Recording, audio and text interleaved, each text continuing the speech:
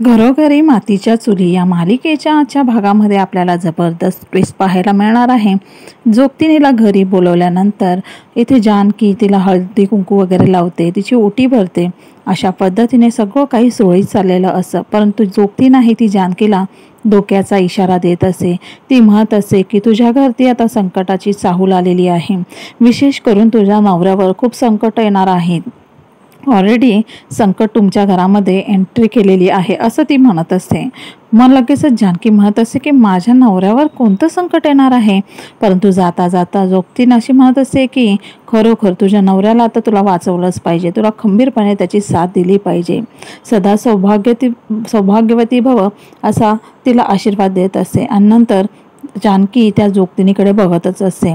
तिला असं वाटत असतं की माझ्या घरावर ऐश्वर्या नावाचं संकट आलेलंच आहे, परंतु ऋषिकेशला कोणता धोका आहे तिला काहीच कळत नसतं. आणि म्हणूनच ती खूप गोंधळलेल्या अवस्थेमध्ये असते. ती विचार करत असते की माझ्या नवऱ्याला मी आता कसंही करून संकटातून वाचवणारच आहे. दुसरीकडे मात्र सयाजीराव आणि ऐश्वर्या सिटी हॉस्पिटलमध्ये गेलेले असतात, कारण की त्यांना ऋषिकेशच्या आईचा रेकॉर्ड पाहिजे असतो आणि ऋषिकेशचा देखील रेकॉर्ड हवा असतो. मग तिकडच्या नर्सला ते विचारत असतात की आम्हाला ऋषिकेश रणदिवे यांचा रेकॉर्ड हवा आहे, त्यांचं बर्थ सर्टिफिकेट पाहिजे आहे. ती म्हणत असे की एवढा जुना रेकॉर्ड आमच्याकडे तर उपलब्ध नाही आहे. आणि त्यामुळे ऐश्वर्या म्हणत असे की आता आपल्याला कसं मिळणार. सयाजीराव म्हणत असतात की बघू काहीतरी होईल, परंतु ती म्हणत असे की नाही, मला काहीतरी मिळायला हवं होतं. मी खूप आशेने इथे आली होती.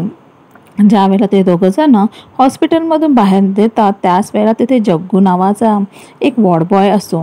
लगेचच तो सयाजीरावांना भेटल्यानंतर नमस्कार करतो, म्हणतो की मला ओळखलत का. सयाजीराव म्हणत असतो की अरे जग्गू, तू इथे काय करतोय. तो म्हणतो तुम्हाला माहिती नाही का किती वर्षापासून मी या हॉस्पिटलमध्ये काम करत आहे.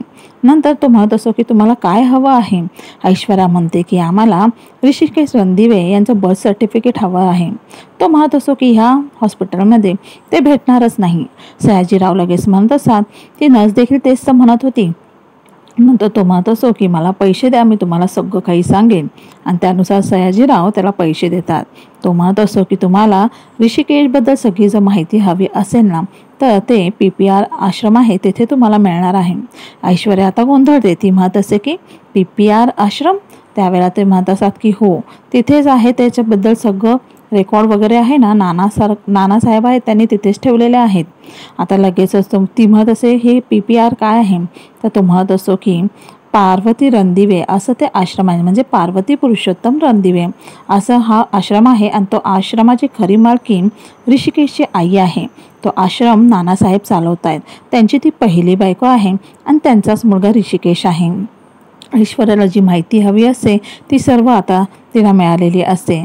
ती म्हणत असते की अजून तुम्हाला काही माहिती असेल तर प्लीज आम्हाला सांगा ना.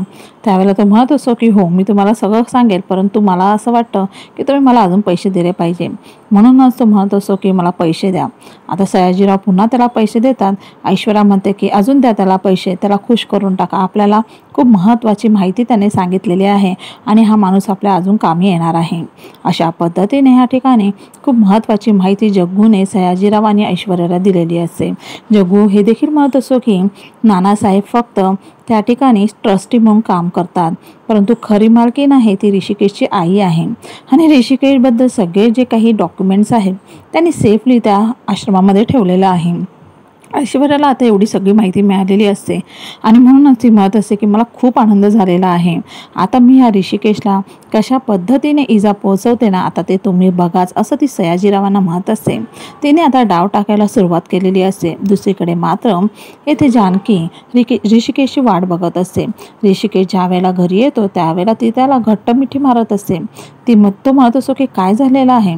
ती म्हणते की नाही मला आहे ना खूप आठवण येत होती तुमची म्हणूनच. त्यावेळेला तो म्हणतो अरे मम्मी तर रोजच जातो ना बाहेर.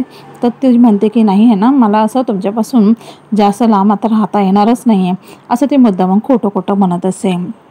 ऋषिकेश आता तिला एक एक करून गिफ्ट देत असतो. त्या दोघांचा रोमांस चालूच असतो आणि अशा पद्धतीने जानकीच्या मनामध्ये मात्र एक वेगळीच भीती निर्माण झालेली असते, कारण जोगतीने सगळे शब्द आहेत ते तिला आठवत असतात आणि म्हणून ती म्हणत असते की माझ्या नवऱ्याला कसंही करून मी आता वाचवलंच पाहिजे.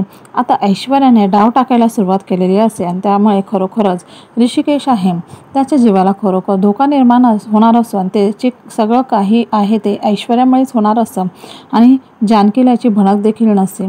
जानकीला असं वाटतं की माझ्या नवऱ्याला काहीही होणार नाही, परंतु ऐश्वर्या आता कशा पद्धतीने पावलं उचलणार आहे ते देखील पाहणं खूपच महत्त्वाचं ठरणार आहे.